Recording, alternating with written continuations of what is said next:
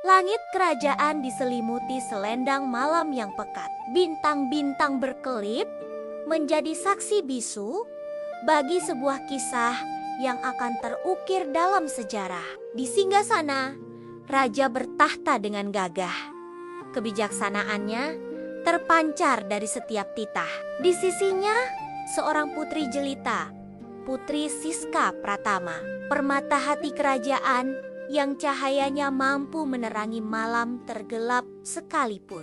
Kehangatan hubungan ayah dan anak ini menjadi pilar kekuatan bagi seluruh negeri. Mereka bukan hanya raja dan putri, tetapi juga sahabat yang tak terpisahkan.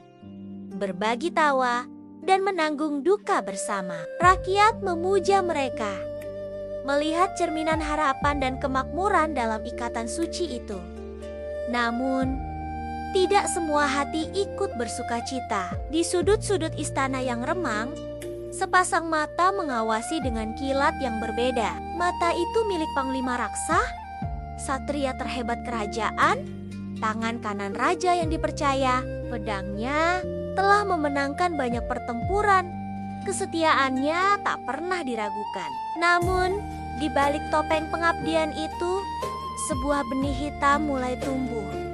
Benih iri hati setiap kali ia melihat raja tersenyum pada Putri Siska. Setiap kali ia mendengar tawa mereka yang akrab, hatinya terasa bagai teriris sembilu. Posisi yang ia dambakan, kedekatan yang ia idamkan, seolah selalu direbut oleh sang putri.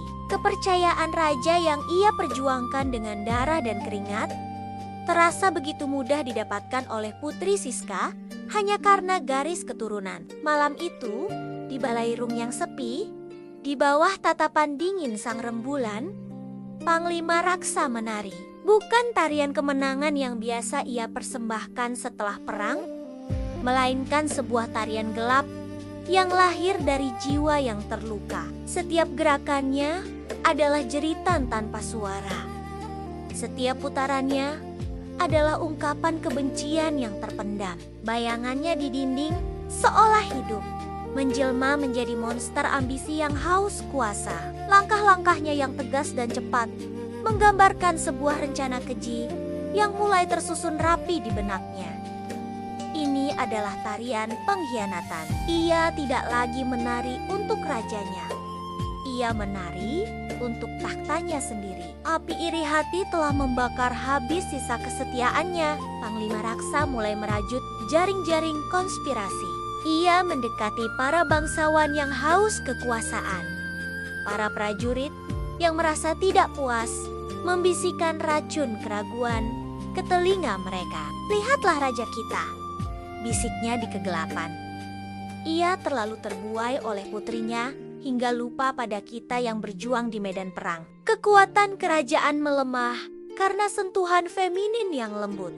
Kata-katanya bagai angin malam yang dingin, menyelinap ke dalam hati yang goyah, meniupkan bara pemberontakan. Satu persatu, sekutu mulai ia kumpulkan, membentuk aliansi bayangan yang siap menerkam kapan saja. Kudeta bukan lagi sekadar angan, melainkan sebuah kepastian yang menunggu waktu yang tepat. Sementara itu, Putri Siska Pratama merasakan ada yang aneh.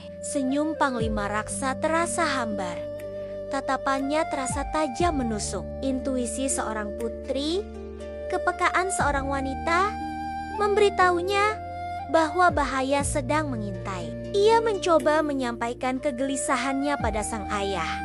Namun, raja yang dibutakan oleh kepercayaan penuh pada panglimanya hanya tersenyum dan menenangkannya. "Raksa adalah satria paling setia yang pernah kita miliki, putriku. Mungkin kau hanya terlalu lelah."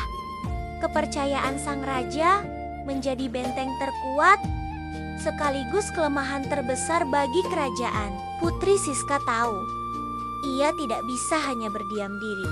Ia harus mencari bukti, membongkar topeng sang panglima sebelum semuanya terlambat. Dengan bantuan dayang setianya, Putri Siska memulai penyelidikan rahasianya sendiri. Ia menyelinap di lorong-lorong istana pada malam hari, menguping pembicaraan para penjaga, mencari petunjuk sekecil apapun setiap malam adalah pertaruhan nyawa. Ia harus bergerak lebih cepat dari bayangan Panglima Raksa. Suatu malam, ia mengikuti sang Panglima ke sebuah ruang bawah tanah yang tersembunyi. Dari celah pintu, ia menyaksikan pertemuan rahasia itu.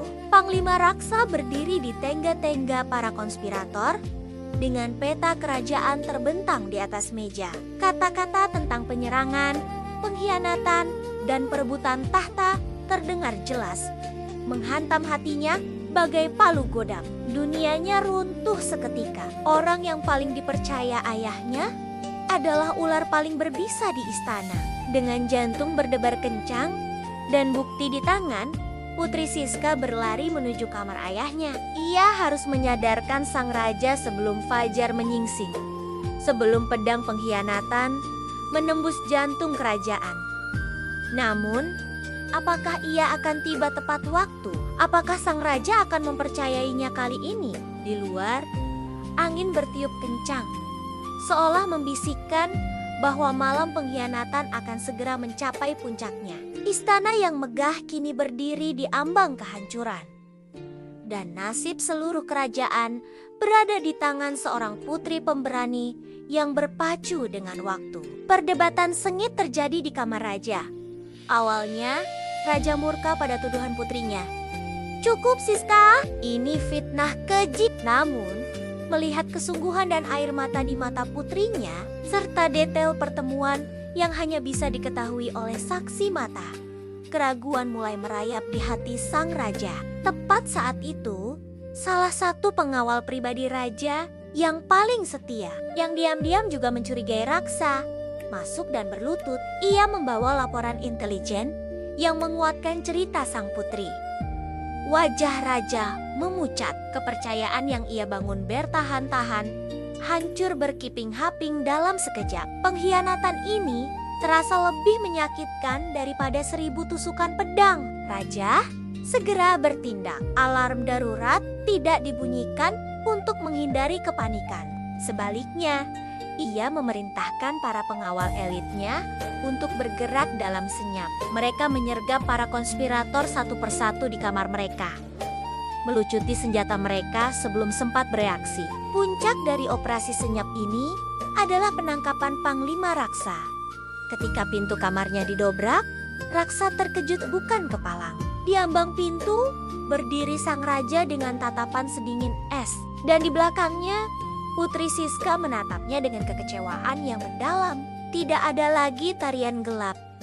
Yang ada hanyalah akhir dari sebuah ambisi buta. Fajar menyingsing di atas kerajaan yang selamat dari jurang kehancuran. Para pengkhianat dihadapkan pada pengadilan. Panglima Raksa dengan kepala tertunduk mengakui semua perbuatannya. Iri hati telah membutakan mata hatinya. Di hadapan seluruh rakyat, raja memuji keberanian dan kecerdasan Putri Siska Pratama. Ia bukan lagi hanya putri jelita, tetapi juga penyelamat kerajaan. Rakyat bersorak untuknya. Hubungan ayah dan anak itu kini terjalin lebih kuat dari sebelumnya, ditempa oleh badai pengkhianatan. Putri Siska telah membuktikan bahwa kekuatan sejati tidak hanya datang dari pedang, tetapi juga dari keberanian, intuisi, dan cinta pada negerinya. Istana kembali damai, namun bisikan malam itu akan selalu menjadi pengingat abadi bahwa ancaman terbesar seringkali datang dari orang terdekat. Terima kasih sudah menonton kisah Bisikan Malam sampai akhir.